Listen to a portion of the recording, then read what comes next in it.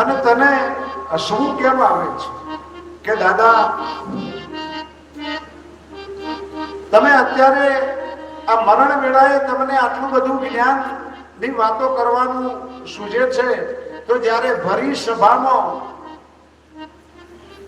દુશાસન મને ધસેડી અને લઈ ગયો અને જ્યારે મારા વસ્ત્ર હરણ કરવા લાગ્યો એ વખતે દાદા મેં બધા સામુ નજર કરી હતી, પણ મને આશા તમારા ઉપર હતી. મેં તમારા સામી દ્રષ્ટિ કરી એટલે તમે નીચે જોયું હતું એ વખતે આ તમારું જ્ઞાન ક્યાં ગયું?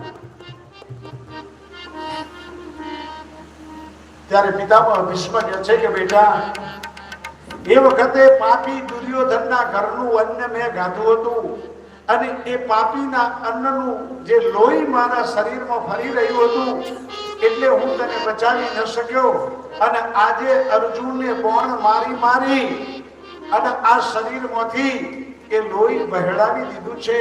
આજે એ પાપીના ઘરના અનાજનું લોહી નથી.